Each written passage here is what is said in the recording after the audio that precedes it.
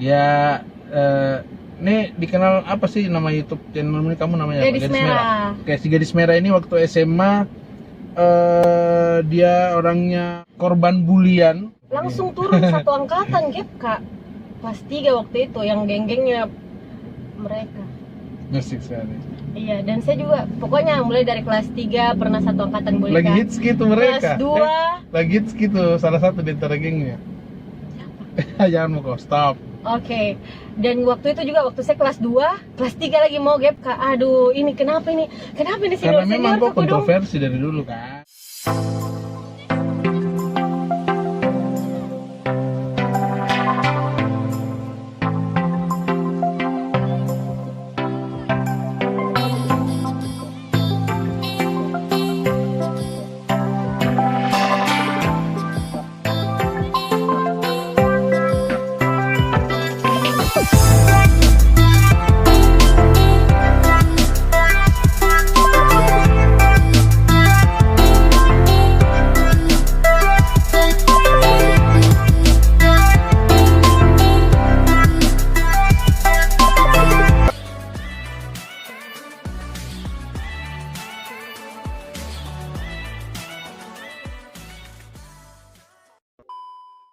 Saya nggak bisa lupakan dia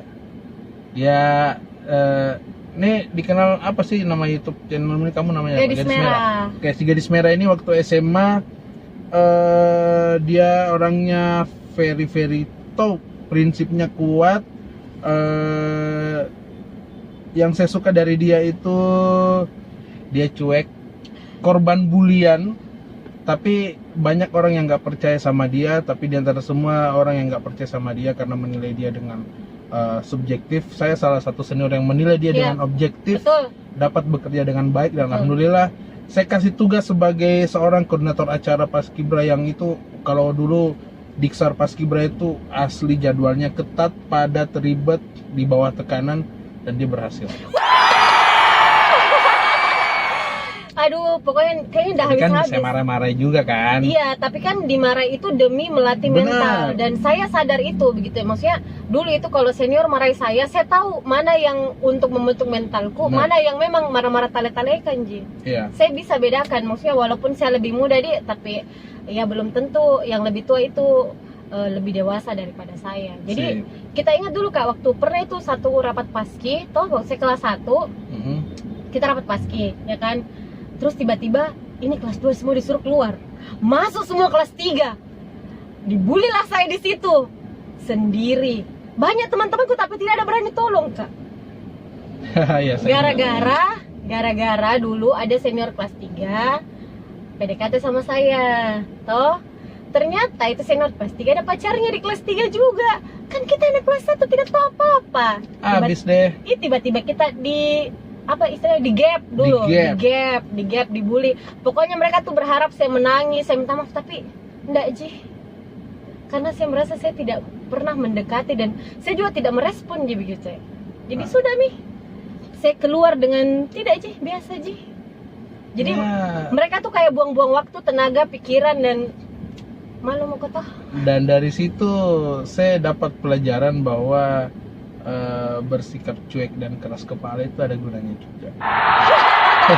Enggak, maksudnya karena memang kan kita enggak salah gitu ya. Kecuali kalau kita salah pasti adalah sedikit kayak perasaan menyesal atau bersalah kan memang bukan kita yang salah ya. Maksudnya gini loh pemirsa, halo para kakak kelas yang pacarnya mendekati adik kelas. Kalau itu pacar tak toh mendekati adik kelas, ya Gap pacar tak bos, yang adik kelasnya kan adik kelas enggak tahu apa-apa. Kecuali kalau adik kelasnya gatal sikapnya. Ya, karena langsung kecil, turun ikat rambut satu, berponi depan. Iya, karena dulu langsung turun satu angkatan, Gap, Kak. Kelas 3 waktu itu, yang geng-gengnya mereka. Musik sekali. Iya, dan saya juga pokoknya mulai dari kelas 3 pernah satu angkatan boleh. Lagi hits gitu mereka. Kelas 2 lagi hits gitu, salah satu di antara gengnya. Jangan mau kau stop. Oke. Dan waktu itu juga waktu saya kelas 2, kelas 3 lagi mau Gap, Kak. Aduh, ini kenapa ini Karena memang kok kontroversi dari dulu kan. Enggak, kontroversi dalam bentuk apa ini Kak? Apa kodong saya kontroversinya dulu? Tidak ada yang saya bikin dulu kodong saya itu. Sudah saya kecil, kurus, hitam. Dulu enggak begini Kak dulu. Bayangkan dulu kalau itu di Paskibra dulu, kalau berbaris orang saya paling belakang karena saya paling pendek. Bayangkan belakang Paling ujung. cerewet. Iya, Dan karena kalau ada junior jadi korban penindasan 100% begitu ketika dia jadi senior sudah tidak ada yang galak-galak dia. Sebenarnya saya tuh Kak galaknya. Kok balas dendam aja galaknya kayaknya? Enggak, maksudnya saya tuh bukan balas dendam. Maksudnya tuh galaknya tuh di Pengkaderan Ji. Oh. Di Pengkaderan Ji, dan itu mungkin kenapa senior-seniorku selalu tempatkan saya di pos mental. Karena saya bertugas untuk menggembleng mentalnya mereka tanpa pernah sentuh fisik. Karena suaramu kejam. Oh my god.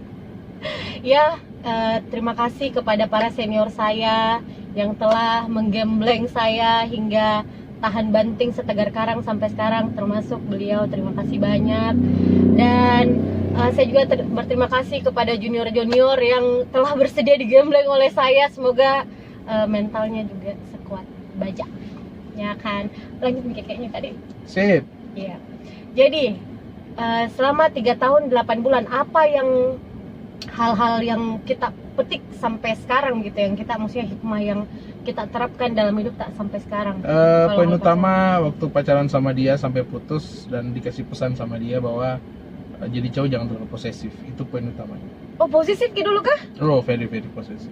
Oh my god, nggak kusangkanya kalau sekarang tuh kayak kalau dilihat Hanya kesannya sekarang tuh kayak udah dewasa, giliran kita udah dewasa, ya mau balik lagi sama dia udah ada yang punya. Iya. Jadi ya saya akan terapkan pesannya dia itu di pasangan saya selanjutnya. Oke, jadi Dan itu poinnya ya. terbukti. Saya nggak sekarang sih I'm not possessive boy. Iyalah, kalau kita posesif sama pasangan tak sekarang sebentar kita diposesif balik, Benar. mati mikir, nggak bisa mikir kerja. Posesif itu bikin sakit hati sendiri, jadi nggak Iya. usah dilakuin. Karena kadang kayak dia nggak lakukan Ji, tapi kita aja memang yang posesif Iya. sekali. Terbawa sama pemikiran sendiri, akhirnya jadi sakit hati. Padahal Iya. sebenarnya enggak. Nah, seperti itu. Oke, Teksan. Ada netizen yang bertanya, Kak, kalau ada cowok yang serius sampai mau ketemu orang tua, tapi si ceweknya ini masih mau kuliah, gimana? Masih mau sekolah lah, atau masih mau berkarir misalnya? Pandangan sebagai cowok sih ya itu udah bentuk keseriusan. Tapi kalau istilah biasanya sih mungkin ini kalau case-nya kayak gini mungkin mereka beda jauh umurnya. Cewek mau kuliah dulu, tapi kan sebenarnya banyak kok orang yang menikah di masa-masa dia kuliah semester 4-5 terus selesai dengan bagus. Jadi sebenarnya kalau udah pas, kalau udah cinta, kalau udah cocok, kuliah jangan jadi alasan untuk menunda-nunda sesuatu. Karena banyak orang tua dulu juga bilang menunda-nunda sesuatu yang baik itu justru nggak baik nanti hasilnya. Jadi lakuin aja, kan istilahnya ya nggak masalah kan. Even kalau kuliahnya di luar ya siap-siap LDR, itu semua konsekuensi logis yang harus diterima kalau kita sudah berkeluarga. Kalau saya sih kan enak, begitu wisuda S1 udah bukan pacar yang kasih bunga, tapi suami. Iya. Dan menikah itu membuka pintu rezeki, ya kan? Doakan saya nyusul temen ya. Amin. Jadi Kak Iksan ini kalau misalnya mau tambah lebar lagi pintu rezeki kita, atau tambah sukses, insya Allah segera Mi Kak apa. Terus kalau sekarang ini ada Mi Kak? Maksudnya untuk sekarang ini ada Mi yang kira-kira mau di center-center? Sekarang sih lagi mencoba dekat sama seseorang. Oh gitu. Di sedunia profesi juga? Tidak, Gitu. tapi Beda. dia udah kenal saya dari dulu. Baru istilahnya ya Baru ketemu lagi. OLBK, odok-odok lama bersemi kembali. Zaman kuliah mungkin ya? Enggak, zaman waktu kerja di bank. Oh, oke. Oh jadi saya dulu pegawai bank. Pernah, oh iya dia pernah yang jadi pegawai bank satu kantor sama mantek. Oh. Terus Oke, lanjut lagi. Kak, bagaimana itu kalau misalnya pasangan tak berubah, tidak secare dulu dan sering marah-marah? kalau ada perubahan sikap sekecil apapun, berarti ada perubahan rasa. Kalau ada perubahan rasa berarti ada penyebab. Penyebab itu salah satunya mungkin feel bored, atau memang ceweknya udah nggak bisa diatur. Terus apa ya? Ya banyak faktor sih. Saya sih kalau ada pertanyaan kayak gini, saya nggak bisa jawab very objektif, karena saya kalau ada kayak gini biasanya case-nya saya harus cari tahu dulu Apa penyebabnya? Jadi, apa cowoknya kayak indikasinya? gimana, ceweknya kayak gimana. Karena nggak selamanya cowok itu salah, nggak selamanya cewek itu salah. Hanya biasanya kalau ada orang berubah sikap, sebenarnya sih perubahan itu akan sering terjadi sering berjalannya waktu. Tinggal bagaimana kita komitmen aja. Jadi Iya. intinya yang dari awal yang saya bilang, cinta itu sebenarnya komitmen. Komitmen dalam hal, ya udah, saya sepakat bahwa kau calon istri saya, atau kau pacar saya, atau kau istri saya. Besok-besok kita akan bisa lihat besok ke mall, kita pasti akan ketemu orang yang lebih cantik dari istri kita, tapi yang menjaga semua itu ya komitmen. Ya, gue sama istri gue aja deh walaupun dia lebih cantik, seperti itu. Kalau tua kan orang sering berjalannya waktu, semakin menua, otomatis ya pasti akan ada perubahan. Tapi ya udah mulai sering marah-marah, kalau lagi gimana marah-marah. Tapi kenapa orang tetap bertahan, kenapa banyak keluarga masih bertahan walaupun sering bertengkar? Ya karena yang menjaga itu semua, tahu nggak apa? Bukan cinta sebenarnya, yang jaga itu komitmen. Seperti itu. Keren sekali nih Kak Iksan. Bisa jadi penasihat pernikahan walaupun belum walaupun Faktor waktu magang dulu kasih cerai-cerai orang. Jadi jadi tahu kisah rumah tangga beberapa orang. Tapi dari situ ambil pelajaran nih Kak, biar tidak mengalami Iya. hal yang sama. Jadi Memang. kita jadikan pelajaran hidupnya orang agar kita bisa jadi lebih baik lagi, dan maksudnya tidak perlu mengulangi kesalahan itu dulu baru Iya. kita mau sadar toh. Iya, Oke. benar. Oh iya, tadi makasih ya pertanyaannya dari Iin APR Shimrah. Amat bapaknya. Oke, ini ada lagi pertanyaan dari uli.rs. Menurut kakak, hubungan yang dewasa itu kayak gimana sih? Hubungan yang dewasa, no posesif, nggak perlu apa ya, intinya saling menghargai, saling percaya, itu dewasa. Itu intinya. Kalau sudah saling menghargai, sudah saling percaya, besok-besok kalau ketemu pasangan kita lagi sama cewek lain, kan kita nggak langsung cemburu. Iya. Itu siapa tahu teman kerjanya, atau siapa tahu rekan sejawatnya, siapa tahu lagi apa, bahas bisnis dan lain-lain. Jadi ya pacaran dewasa itu saling mengerti, saling menghargai, saling percaya. Memang sih semua itu diucapkan gampang, dilakuinnya susah. Tapi ya yang namanya setia itu emang susah. Yang gampang itu selingkuh. Kata siapa selingkuh itu gampang? Oh iyalah, Selingkuh itu susah sebenarnya. yang gampang itu selingkuh, yang susah itu setia. Selingkuh itu susah, tapi setia jauh lebih susah. Jauh lebih susah. Sumpah Kak, banyak sekali godaan di luar sana guys. Selama Kak Iksan ini menjalani pacaran dulu ya, pernah nggak sih ada kasus-kasus selingkuh dari pihak kitanya atau dari pihak ceweknya?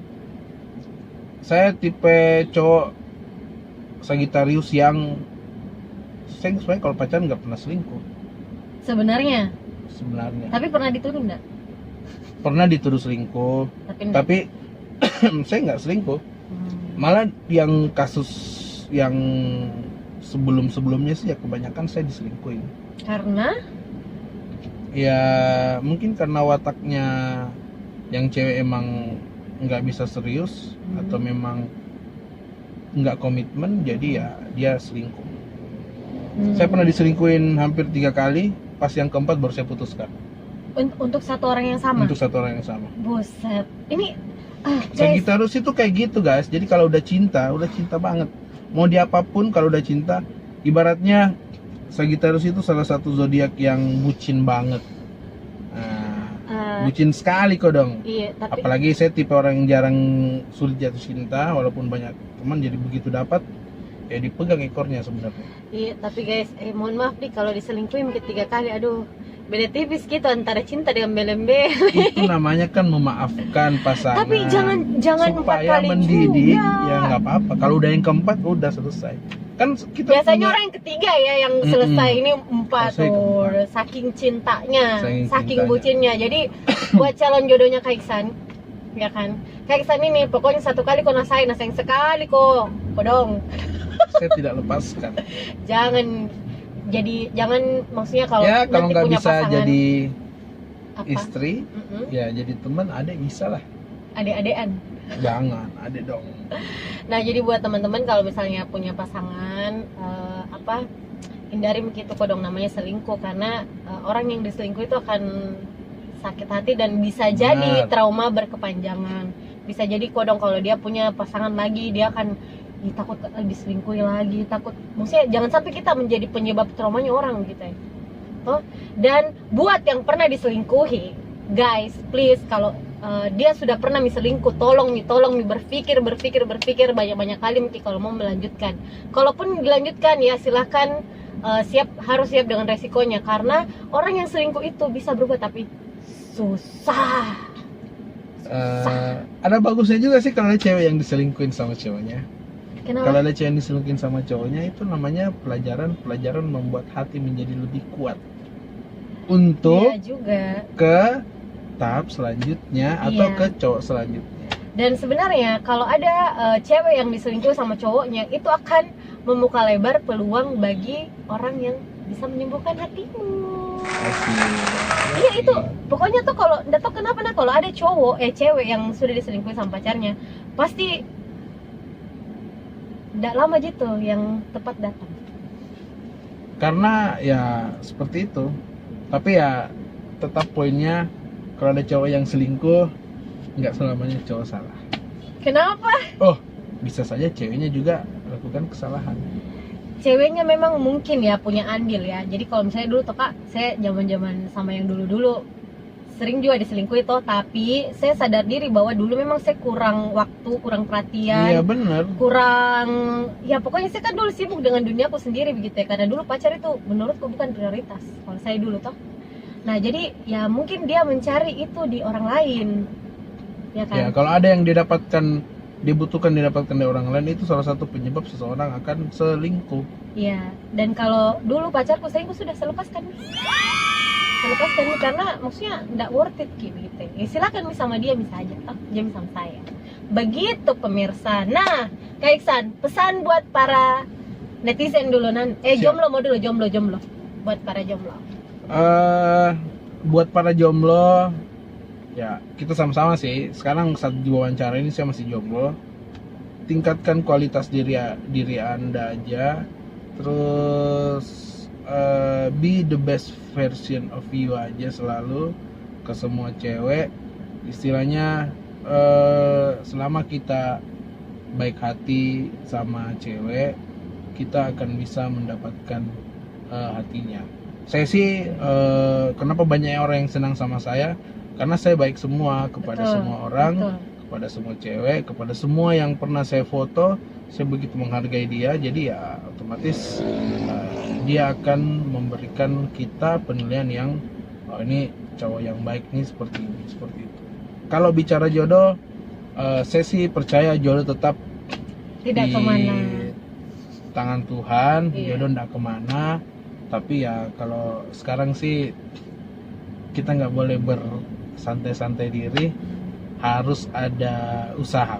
Ya, betul. Usaha dulu mendapatkan, kalau belum berarti itu nggak jodoh. Tapi nggak Iya. apa-apa, selama kita berusaha, kita akan puas dengan apapun hasilnya. Seperti yang Betul. kemarin itu, saya udah usaha, udah deketin keluarganya, adik-adiknya, tapi ya nggak jodoh, saya nggak kecewa-kecewa amat, karena saya pikir ya saya ada usaha. Sudah berusaha yang terbaik. Sudah berusaha lah yang ya. terbaik. Tapi mungkin Tuhan memberikan jodohnya ke orang lain. Mungkin kita jodohnya cuma sampai ke adik kakak aja. Ya sebenarnya nggak sih? Gitu. Ya seperti itu. Be the best version of you. Ini Iya. salah satu pesan moral yang saya dapatkan dari salah satu putri Indonesia kesayangan saya namanya Nadila Maharani. Dia juga udah menikah. Saya ngurusin dia dulu dari A sampai Z, dari 0 sampai Timnya ya. tak terhingga. Timnya. Ya, ketua tim. Dia selalu pesan kepada saya, Kak Iksan, selalulah menjadi be the best version of you. Dan itu saya suka sekali itu kata-kata.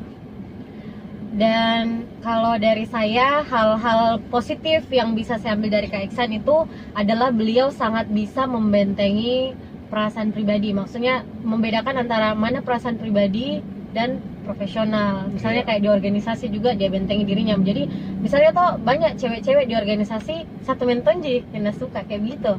Kayak dia baik sama semua cewek, tapi itu memang kayak berteman aja begitu ya. Nggak baper-baper gitu. Jadi buat kalian di luar sana jangan mentang-mentang berteman dekat sama ini terus baper, akhirnya kan kok sakit hati sendiri begitu ya. Toh jadi mending bentengin dirimu dulu, pas dia melihat kan enak ya. Mau kau terima ya udah begitu, tapi maksudnya jangan mikir dulu baper-baper, tuh lebih baik kita bentengi diri kita supaya kita nggak sakit hati. Kayak Kak Iksan tadi, dia juga maksudnya dan dia juga kalau misalnya dia deketin cewek, dia berjuang, benar-benar berjuang, berusaha sebaik mungkin. Dan ya kalau memang nggak jodoh ya sudah, tapi kan jodoh nggak kemana Ji, ya kan. Oke, Kak Iksan, pesan buat para netizen nih yang mungkin Pesan untuk apa nih? Ya terserah apa yang mungkin selama ini kita ingin sampaikan dan belum tersampaikan. Buat yang kenal sama saya, ya Asik. kalau ketemu sapa-sapa lah, saya kan sapa balik. Iya. Terus buat klien-klien saya yang sempat nonton ini, terima kasih. Kerjasama harus selalu berlanjut. Terus buat semua teman-teman fotografer yang nonton channel YouTube ini, jangan pernah berhenti belajar, jangan pernah berhenti untuk berkreativitas. When you stop learning, you stop growing. Yep. Oh, luar biasa, bisa minggu internasional beliau. Amin. Ini. Amin. Kak, ada ini apa? Ada saya kepikiran lagi. Ada ndak rencana buat pindah ke Jakarta? Kan kita ini maksudnya banyak model-model tak dari luar, dan maksudnya ada juga beberapa job tak di luar kota. Iya. Ada ndak rencana untuk Sementara sih saya masih cinta banget sama kota Makassar. Widih. Makassar itu masih banyak lahan yang bisa diolah di sini. Yep. Jadi untuk beberapa tahun ke depan sih masih cinta kota Makassar. Kecuali kalau udah profesi yang satunya udah benar digeluti dan emang harus ke pulang balik Makassar Jalan Hayam Muruk, asik. Asik sekali. Ya mau gak mau kita akan sering-sering bersama di Jakarta. Baik. Saya beberapa tahun terakhir sering ke ibu kota. Yang ini ya, Sering Putri motret, sering Indonesia ya. ya. Kemarin masuk jadi tim official fotografer Putri Indonesia. Kayaknya selalu melalui Kacoli ini. Kalau yang Iya, seleksi kemarin yang sih di seleksi di Sulsel. Sulsel ya. Ya kurang lebih seperti itu.